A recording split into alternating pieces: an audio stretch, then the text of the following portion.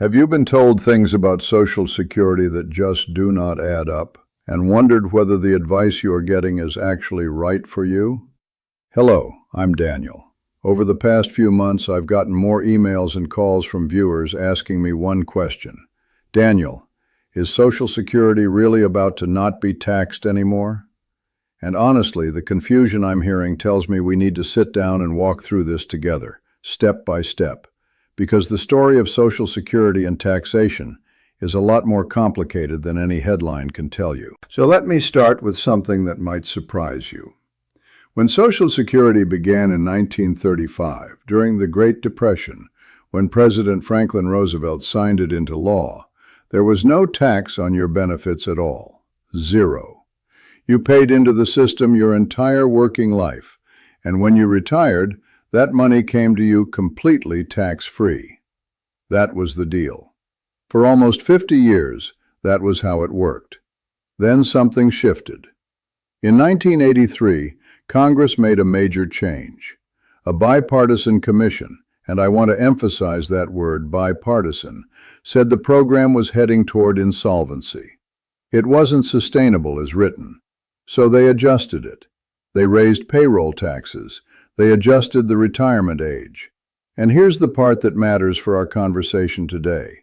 They introduced something called provisional income thresholds. What does that mean in plain English? It means they created income levels where, if you crossed them, a portion of your Social Security would become subject to federal income tax.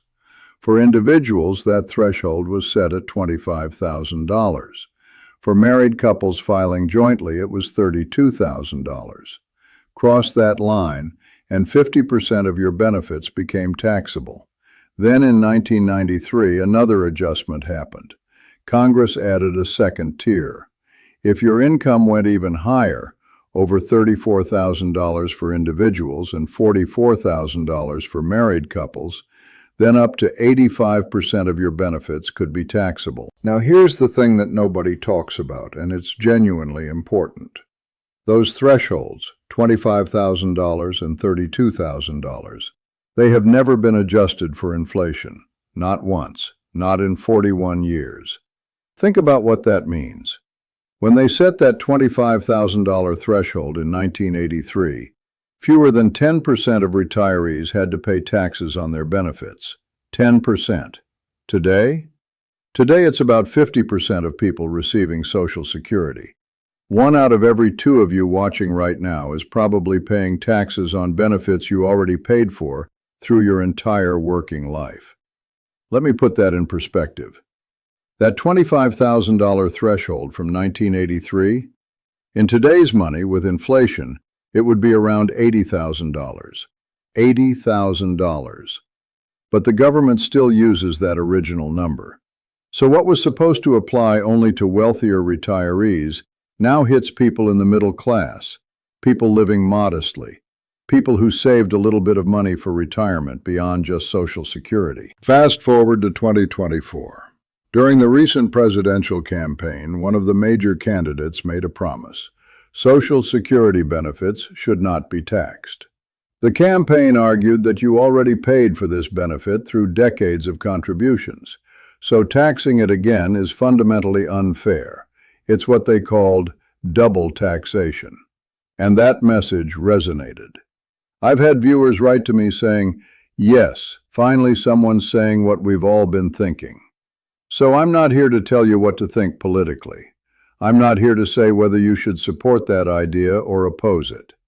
What I am here to do is help you understand what this would actually mean, because the implications are deeper and more interesting than a slogan. Let me break down 3 implications.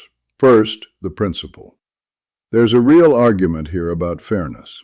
When you worked, you and your employer paid 6.2% of your wages into Social Security. That's 12.4% combined. You already paid a payroll tax on that money when you earned it. Now, when you receive that benefit, the government is taxing it again as income. Is that fair? Reasonable people disagree. Some say no, absolutely not. Taxing the same dollar twice is fundamentally wrong.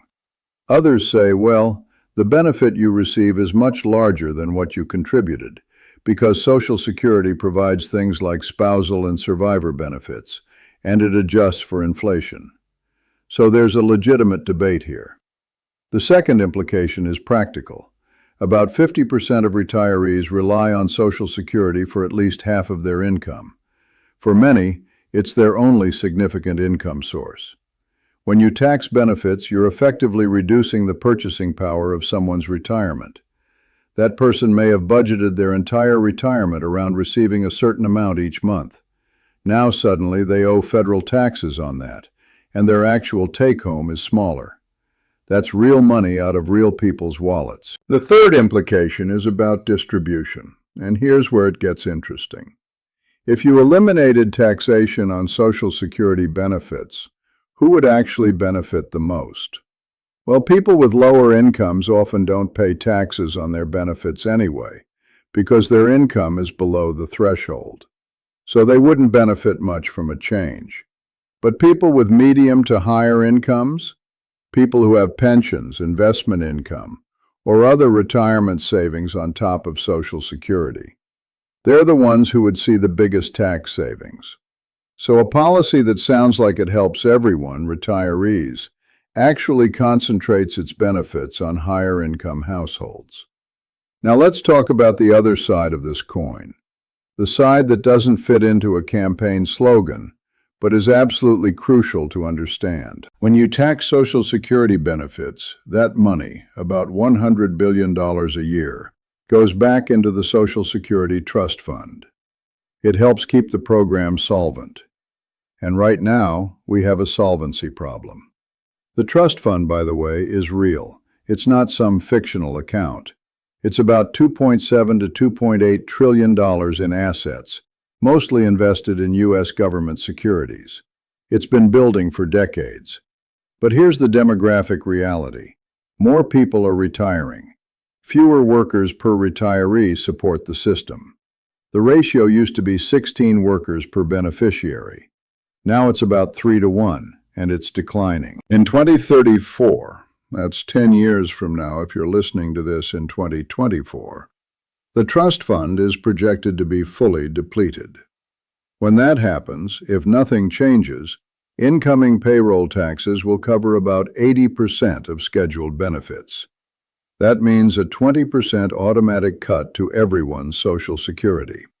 That's not a prediction I'm making. That's what the Social Security Administration's trustees say. Now, if you eliminated the taxation of Social Security benefits, that $100 billion a year that currently goes back into the fund would stop. According to the analysis, that would accelerate the depletion by roughly 1 year. You'd go from 2034 to 2033. And the Medicare Trust Fund, which shares some of the same payroll tax revenue, would be affected too, potentially accelerated by about 6 years. So here's where the rubber meets the road. If you believe double taxation is fundamentally wrong, you have to also ask, what's the alternative? Because the money has to come from somewhere. There are actually several solutions being discussed in Congress and among policy experts. None of them are painless, which is why they're discussed but not implemented. One option, raise or eliminate the wage-based cap. Currently, the payroll tax applies only to the first $176,100 of earnings per year. Everything above that is not subject to the payroll tax. If you raised or eliminated that cap, more of higher income earners' earnings would be subject to the 12.4% payroll tax. That would bring in significant revenue, though it would be controversial. It would effectively be a tax increase on higher income workers. A second option, raise the payroll tax rate itself. Currently, it's 6.2% for employees and 6.2% for employers. You could raise it to 6.5% or 7% or higher. That would spread the burden across all workers. It would also be an increase which nobody loves, but it's simple and straightforward. A third option, raise the full retirement age again. It used to be 65. It's now 67 and increasing. You could raise it to 68 or 69, which would mean people work longer and receive benefits for fewer years, improving the fund's math. But that's politically difficult because it affects people's ability to retire. There are other more complex solutions like means testing benefits or changing the benefit formula or letting in immigrants with work visas to increase the worker-to-beneficiary ratio. But all of them involve some kind of trade-off. The political reality is that none of these solutions are popular, so they don't happen. Instead, every few years Congress passes temporary fixes, and we keep kicking the can down the road. Until eventually you hit 2034, and you've got a real problem that has to be solved very quickly, under pressure, which is when solutions are usually the most painful. So here's what I want to say to you, because this is what matters most. Whatever happens in Washington, whether Social Security becomes tax-free again or not, whether they raise the payroll tax, whether they change the retirement age, none of that is something you can control.